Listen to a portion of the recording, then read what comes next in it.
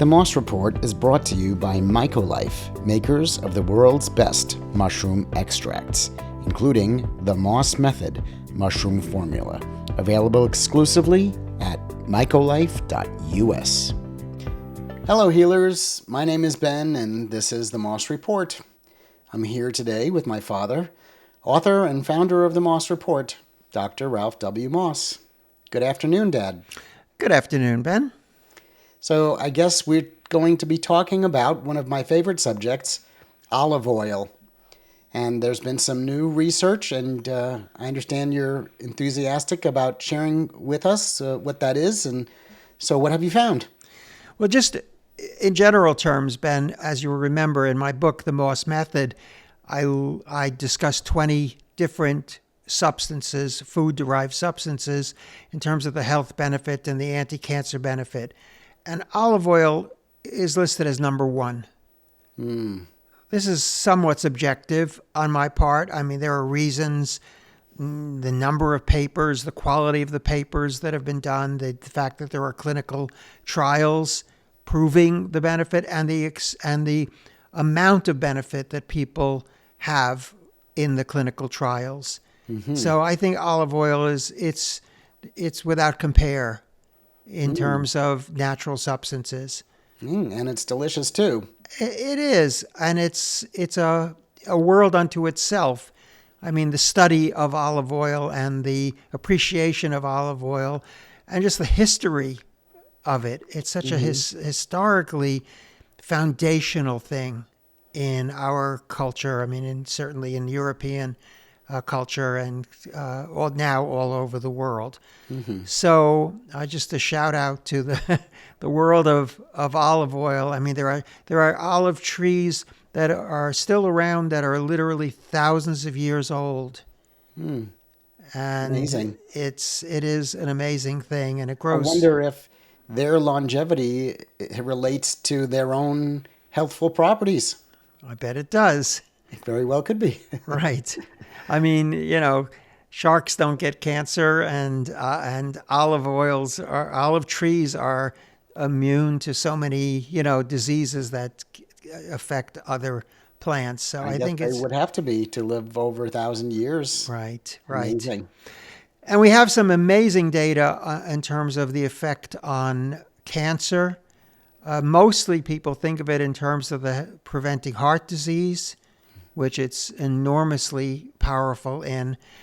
But you could also be easily deceived because it is such a wonderful substance and so many people know this. There's a lot of fakery and chicanery in the olive oil market.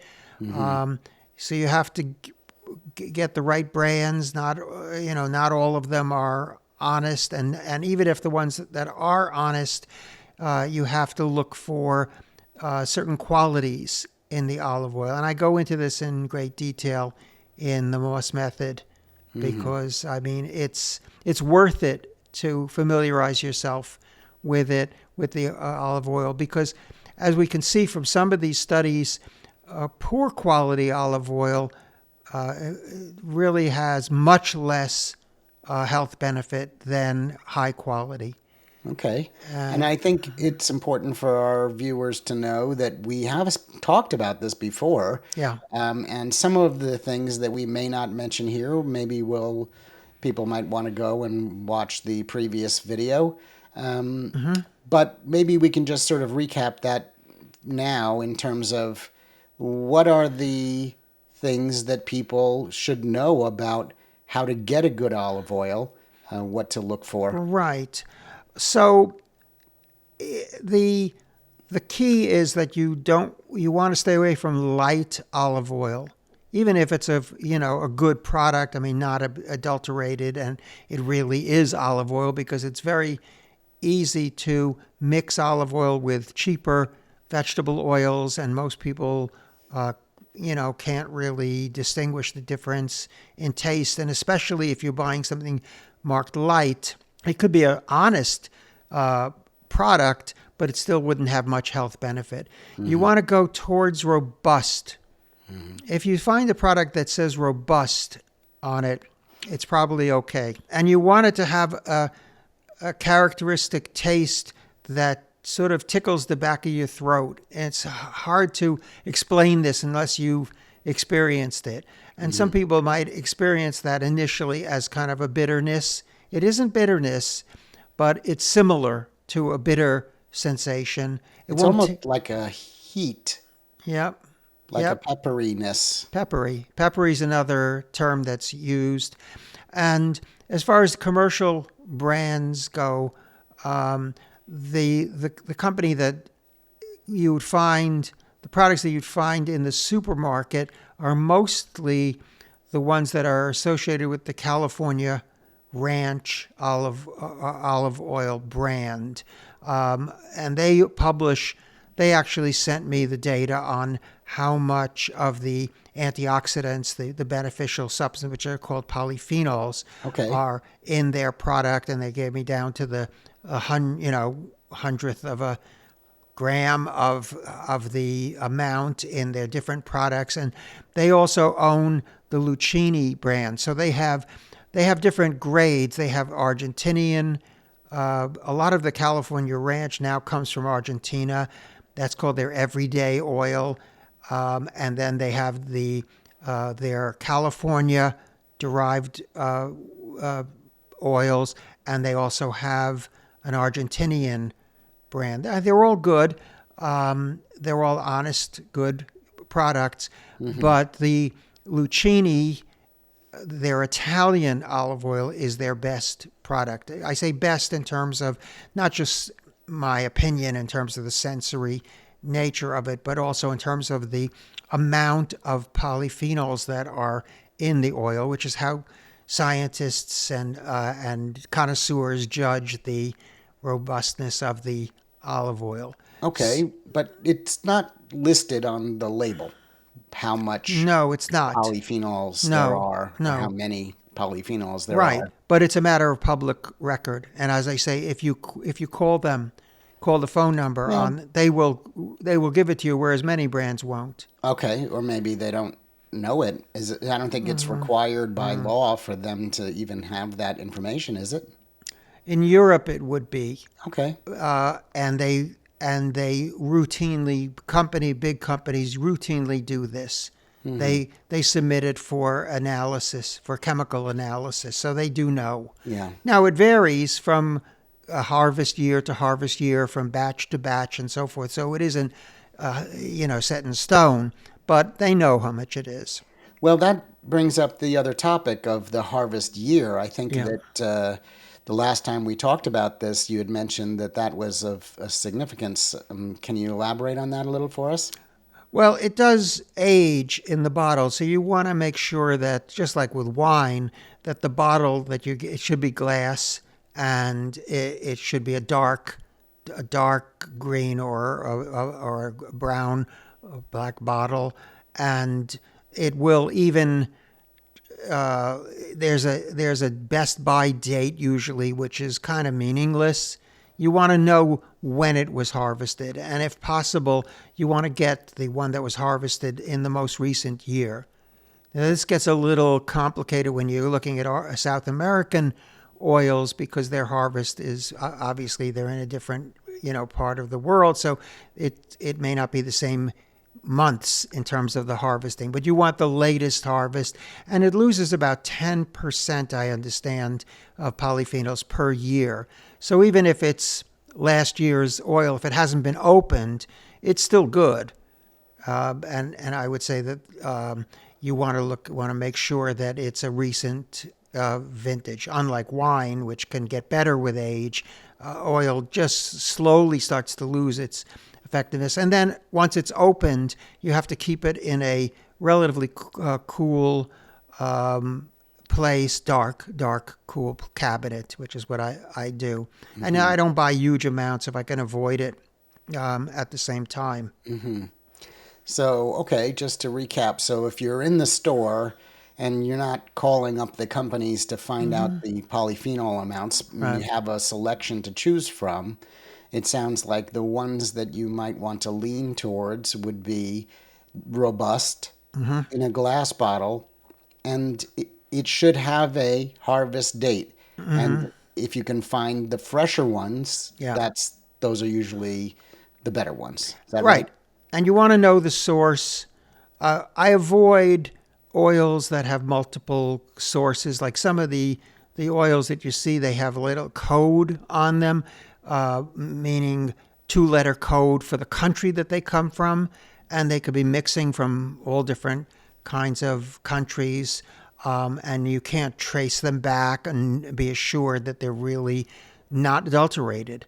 So there's a fine art to this, but you just generally speaking want to have it come from a single country.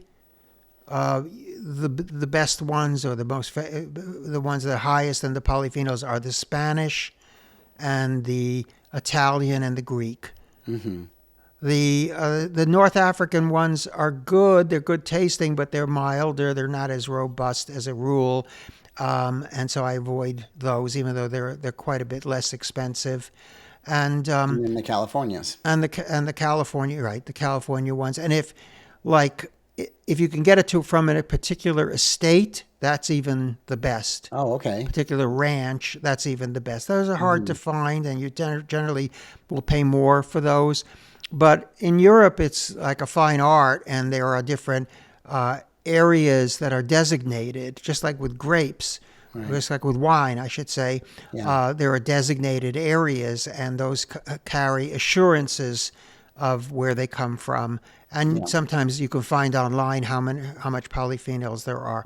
Okay. The other thing I want to mention is that the one that I actually favor, although I mentioned like which supermarket brand is the best, but if you're going to go outside the world of supermarket brands, the Life Extension, which only carries 2 food products entirely in their entire catalog, has an olive oil that's really superb. It was rated #1 by, if I'm not mistaken, by Consumer Lab, which ranks and rates different health products. Right. And so they have coffees that are high in antioxidants, which are also very good, and they have an olive oil that's generally excellent. Cooking will destroy I'd say about 30% of the polyphenols. But still, you're getting a lot, especially if you're cooking with starting with an olive oil that already has a lot of polyphenols in it.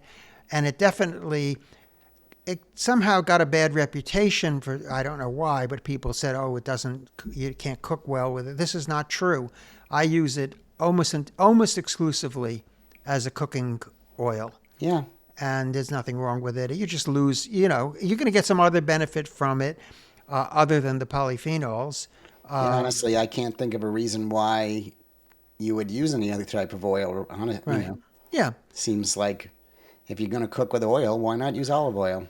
I mean, it does impart a small amount of flavor to a dish. Yeah. Most things that are savory, it goes very well. It doesn't have a low smoke point, so you can saute in it. And yeah, I think it's perfectly good. I think, the government, the FDA and so forth, does emphasize that you should substitute it for other fats, because I think there's a kind of fat phobia, and they're afraid that people will gain weight if they add this in on top of all other oils. But everybody's different, and you have to see for yourself if that's the case. I never found that it made much difference. But I use it, let's see, today I got olive oil like in 3 different ways already today, and it's not that the day isn't over yet. So I had it as a dipping. If I was in a restaurant, and I had it as with a little bit of rolls or bread, and then also cooked eggs in it, which is actually very, very pleasant. So I mean that I had a salad for lunch, and then I asked for olive oil and vinegar, and they're usually more than happy to comply with that. So I think it's just something that everybody should get into. But as I say, you have to be a smart shopper. And there was a time when there was an incredible amount of chicanery around the olive oil business, especially the Italian olive oil. But it's better now, and people are more, the consumers are more enlightened, and there are more choices available. So I think it's Yeah. something that everybody should consider doing. I mean, you can spend a long time in the olive oil section of most grocery stores just Yeah. looking at all of them. I know because I always do this now when I go to buy some. Yeah. I'm always looking to see the harvest date and, comparing the price and how the Yeah. quantity in the bottle and everything. There's a lot to go through, but it feels like a good investment of my time in the grocery store. A surprisingly good place to shop for olive oil is Costco. Oh, Costco has both, they vary it. I mean, it changes year by year, but they have many different kinds of olive oil available. Most of them I just sort of, just go right past. But they do have a particular region, Bari, actually, oh, a Bari, place, Italy. a town you know very well. Yeah, Uh, so Bari, there's an olive oil has been at Costco from the Bari region. So you want to get okay. as much regional, if not, state specific as you can, and that's a very good one. And Hmm. then also they have a Spanish olive oil. Spain is I believe, the leading producer of olive oil in the world, or certainly one of the top ones. And they have a regional Spanish olive oil, which are more like the premium olive oils. And they're, as with many things in Costco, the prices are, kept low. Hmm. I mean, lower than you normally find in ordinary supermarkets. So And the the quantities are big. Oh, huge. I mean, that's the problem in a Yeah. way. Yeah. I have these huge bottles staring at me, All but right. Well, it's good motivation to go through more to eat absolutely. it. Hmm. Absolutely. Yes. And yeah, so I would say it's also shop around and just limit yourself to the robust ones. And California makes some great olive oils. As I say, Spain, Italy, Greece, they're all wonderful. I have a Hmm. local supplier who owns his own estate in Sparta, Greece, and they bottle their own olive oil. And it's I mean, in a restaurant, a local restaurant. That's very special. Hmm. So That's gold right there. it is. It's just great. So yeah, and then I'd say the anti-cancer effects are remarkable. We could use more studies, of course. I mean, that goes without saying, but we have studies, and the most important of them is PREDIMED. PREDIMED. PREDIMED. We can give a link to that. There are a lot of Sure. papers. The original paper by Dr. Toledo from 2015 was in JAMA Internal Medicine, top The journal, Journal of. Journal American Medical Association Okay. slash internal medicine, which is one of maybe the top journal of internal medicine in the world, something Okay. like that. And this was a huge study paid for by I believe, by the Spanish government and maybe by the Association of the Olive Oil Producing Association, but they had no input in terms of the actual conduct of the study, or much less the results. So it's totally credible. And this was a clinical trial. There were three groups. Two groups were instructed in the Mediterranean diet and were given either olive oil or mixed nuts. These were compared to a control group that was just given instruction on how to follow a low-fat diet, which was, a theory many years ago that that fat was the devil, and that low fat was going to reduce the risk of cancer and other diseases. But the group that got the olive oil, they were supplied with high quality Spanish olive oil. They actually gave them like a liter a week or something of it, and they had a 68% lower risk of breast cancer. How many people were in this study? Well, it started with thousands of people, but they were waiting and watching to see how many developed breast cancer. I just want to be clear. Of course. You're saying there were three groups, and in the study, the group that had the olive oil Yeah. had 68% fewer instances of breast cancer. Correct. Correct. The nut group also had a lower rate. It was 41%, but because the numbers were not that large, that was not considered statistically conclusive. That only means to be statistically significant or statistically conclusive generally means that there's a possibility that the results are due to just accidental factors. And they couldn't conclude that the nut reduction with nuts was conclusive. But other studies have shown big beneficial effects of eating mixed nuts. I write about that also in the Moss method. But the outstanding thing was this more than half the chance of developing breast cancer in the people who got the olive oil, and then it was up to them to consume it, in their food. Okay, and one would assume lower rates of other types of cancer. Yes. Did they go into detail in terms of other types of cancer as well in the study? Not in this, not in this study, but in the other one I wanted to talk about today. There is such data, yes. So this is a longevity study from Bari, Italy, in the southeast corner of Italy, the heel of the boot, as it were, of Italy, and the jumping off point for trips to Greece, by the way. And they looked at the effect of extra virgin olive oil, EVOO, on longevity of people who were on a Mediterranean diet. So people were categorized into three levels of olive oil consumption. First one was less than 30 grams per day. The second one was between 30 and 50 grams per day. And the third one was more than 50 grams per day. So I translated that into tablespoons. 30 grams is about 2.2 tablespoons. 50 grams is about 3.7 tablespoons, which is similar to what the people in the Spanish study were getting, taking. And the daily intake of 30, that's to say about 2 to 3 tablespoons per day, was a 24% lower risk of dying. They call that all-cause mortality, dying of any cause.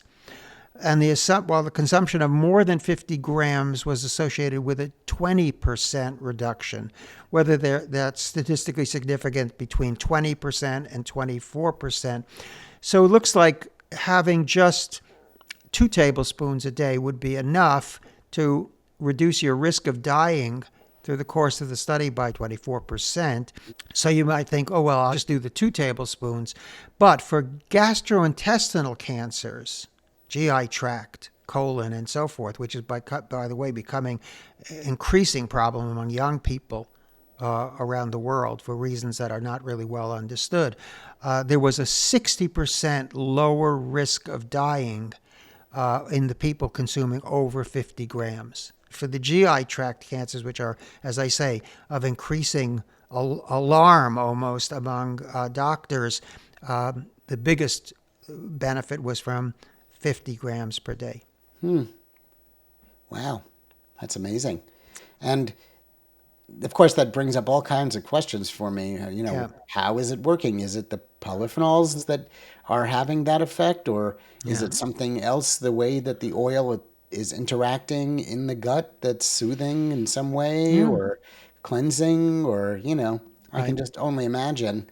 I guess the study is only looking at the data of how much olive oil in the diet versus how many incidents of disease of different types, and not actually the hows and the whys of it. Yes. One more data point, which was a 50% reduction in mortality, death from other cancers at the 50 gram consumption. Oh my gosh. Yeah. 50% decrease in other cancers. I mean, what else in the world can make a claim like that? I don't know of anything else. And we're talking about something, you're going to get some fat in your diet anyway. You need it, right? And here's a way just to make a simple, relatively simple dietary change, for most people would be a change, right, and have enormous benefit. And this is a study from hundreds of miles away from the Spanish study, from the PREDIMED study, entirely different group, 10 years difference between when this was done, Right. and with similar results. And this one came out after we did our previous podcast on Right. olive oil. So this is sort of Correct. new data Right. as far as what we're reporting on. Right. But I mean, 50% reduction in mortality across the board by just adding a bunch of olive oil into your diet. Yeah. I don't even know how to get my head around that, you know? It's- And of course yeah. that involves cancers, and it involves heart disease and Right.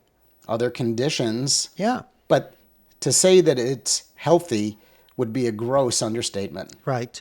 And our focus, of course, is on cancer, has been for 50 years. But that isn't even what olive oil is famous for. It's famous for its beneficial effects on the blood vessels, on cardiovascular disease. We haven't even gotten into that because our focus is more on cancer and longevity. So, yeah, I mean, it's crazy making.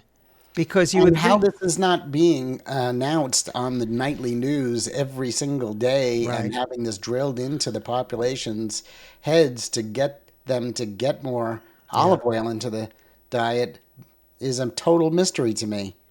How can people not be aware of this and be adding it into their diet? Just everybody. I know, It doesn't make sense. right? Because you're going to have oil anyway. So why not get the finest quality? And as I say, the price doesn't have to be higher than what most people are already paying for lousy oil, because there's a lot of really bad oils out there, you know, and synthetic things, and dyed and bleached and so forth. Right. So go for quality, and you won't, there's just no reason not to. There are a lot of studies on olive oil, but the other one that relates to cancer is something that's of personal interest to me, because, somebody in our family is going through cancer treatment with chemotherapy and had this problem. So there is this problem of side effect called the hand-foot syndrome. And it's pain, tingling, numbness in the hands and feet, as you'd imagine. And it's particularly associated with a drug commonly used in the treatment of breast cancer and gastrointestinal cancer. The name of the drug is Xeloda, which is spelled with an X, Xeloda. The scientific name for that is capecitabine. You can get it from other chemo drugs as well. There were three groups. One was the group that got the extra virgin olive oil. The next group got an extra light olive oil. Remember I said that you should avoid light olive oils. That was the second group. Okay. And the third group was the control group that just got the drug, the chemo alone. The group that got just the chemo, 80% of them had some degree of hand-foot syndrome. The group that got the refined extra light olive oil, 66.7% of them got some degree of the hand-foot syndrome. So not much difference, but Right. a little. A little bit of a difference. Okay. But the group that got the real extra virgin olive oil, 13.3% got some degree of hand-foot syndrome. Wow.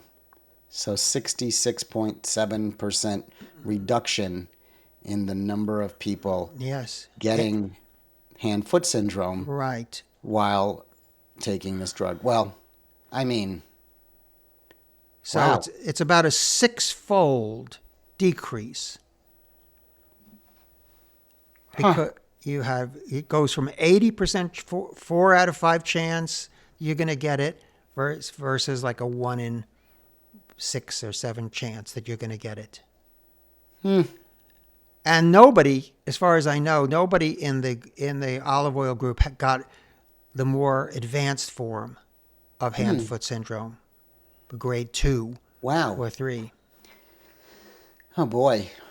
That's amazing.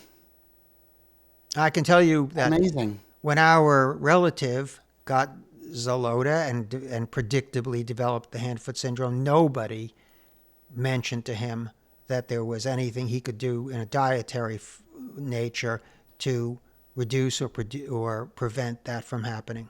I mean, there's literally probably millions of people taking this drug right now. Yeah, I can tell you how many. We know the market is gigantic, and from that we can figure out approximately how many people are getting it. So the market is $2.43 billion Okay.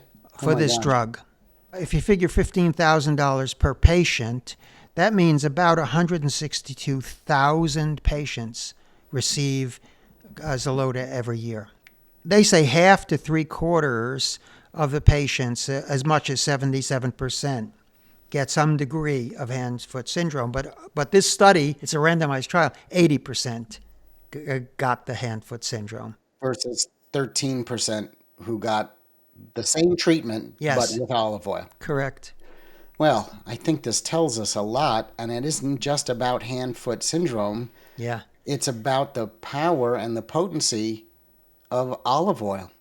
Yes, and the unrefined olive oil. See, what I like about this study, among other things, is here's actual way that you can pinpoint how much benefit there is health-wise from the unrefined olive oil versus the light olive oil. So these polyphenols, which is what they're taking out Right. to make the light olive oil, that's where the power is. There's a little bit of power too even in the refined olive oil, but it's nothing like what you get from the unrefined olive oil. Crazy, huh? So many things come up for me, so many frustrations about wanting to help all of those people. Yeah. Who are 162,000 people a year Right. who could be avoiding these side effects. I mean, it's frustrating. And these are very distressing, as all side effects are. The other point was that no cases of severe hand-foot syndrome were reported in the extra virgin olive oil group, whereas they were observed in severe cases where 20% of the light, they call placebo, but it's the light refined olive oil, and 40% of the group that just got the chemo alone, 40% of them had severe hand-foot syndrome. Which has to be terrible. Yeah. That's grade 2 or even more severe. In other words, some people, grade 2 would be that it has to be treated, and grade 3 and 4 would be lands you up in the hospital just to treat those side effects. Probably giving them pain medication. Right. And telling them to just tough it out. So distressing. Something wrong, really wrong with this whole system. So yeah, topsy-turvy. But I think of this and I say, okay, well, this is a randomized control trial that's looking at one thing, the hand-foot syndrome and its relationship to olive oil and this chemo drug.